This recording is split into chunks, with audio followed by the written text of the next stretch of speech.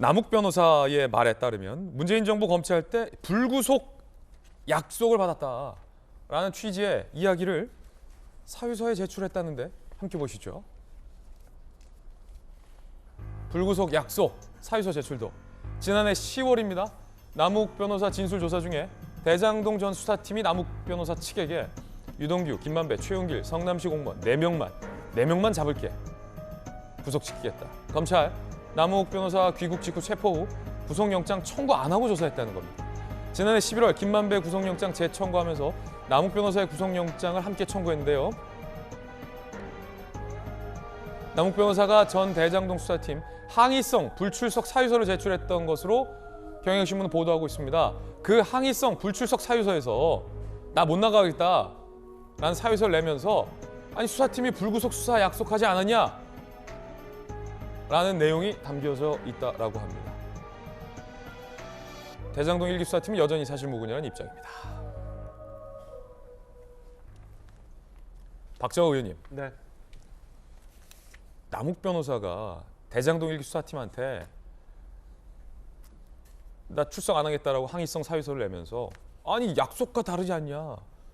4명만 잡겠다며 라는 말은 거기 안 써 있습니다만 남욱 변호사의 그건 최근 진술이고 아니 불구속 수사하자고 하지 않았냐 라는 약속은 검찰이 했다라고 재차 남욱 변호사가 그때 당시에도 사유서를 냈다라는 건데 그랬다면 뭐 누구는 봐주고 누구는 안 봐주기로 딱 이른바 그림을 그려놓고 수사를 했다라는 얘기입니까? 지금 대로라고 하면 남욱 변호사가 얘기한 대로라고 하면 그렇게 되는 거죠. 그러니까 믿고 싶지도 않고 사실은 뭐 아직도 저는 그게 아닐 거라고 보고 있어요. 뭐 아무리 정권이 어떤 특정 후보를 위해서 저렇게까지 했을 수 있느냐라고 생각을 합니다만 잘 보면 좀 석연치 않은 부분들이 있어요. 일단 첫째 지금 얘기하신 것처럼 그래도 불출석 사유서라는 굉장히 중요한 본인 그러니까 남욱 변호사 입장에서는 굉장히 중요한 문건이잖아요. 검찰에 들어간 내가 지금 구속이 되느냐 마느냐 아니면 뭐 죄를 어떻게 다투느냐 수사 당사자 입장으로서 굉장히 중요한 문서에 명기를 할 정도로 나 구속 안 시키기로 했으니까 소위 말하는 그 불어라 이런 거잖아요. 그러니까 불어라 너한테 유리하게 해줄 테니까 이런 것을 기술을 아예 적었다라고 하는 거는 어느 정도 신빙성이 있지 않으면 그렇게 자세히 적을 수가 없는 그런 상황 아니었나. 두 번째는 작년 가을 한번 잘 생각을 해보면 미국 가 있던 남욱 변호사 갑자기 귀국을 해요. 그 머리 답수룩하게 해서 저는 그때도 그랬거든요. 아이 왜 저거 갑자기 이렇게 들어오지? 이라는 생각이 들었어요. 그래서 남욱 변호사가 무슨 심경의 변화가 있었나 아니면 뭐 또 다른 무언가가 있나 라고 했는데 결국에 보면은 이게 다 하나로 묶여가고 있었던 것 아닌가라는 의심이 들어요. 남욱 변호사한테는 살려는 드릴게. 구속은 안 해드릴게. 와. 그렇죠. 여러 가지 의혹이 굉장히 많이 의심이죠. 의혹이죠. 많이 불거졌잖아요. 대장동 관련해서. 그리고 언론 보도 있었죠. 막 수사 시작이 되는데 그럼에도 불구하고 이재명 당시 후보는 이거는 뭐 내가 아니라 심지어는 무슨 윤석열 게이트다.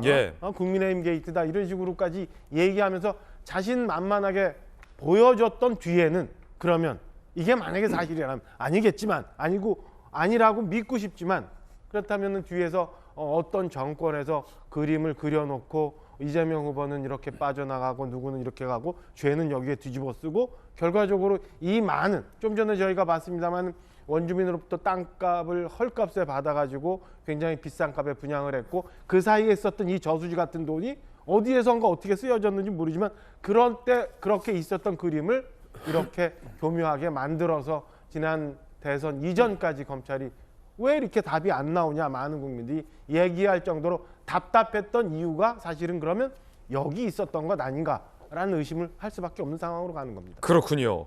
자, 아직은 뭐 의혹 단계다. 대검이 뭐 진상조사에 착수했다고 하니까 그 결과 좀 지켜봐야 될 것 같습니다.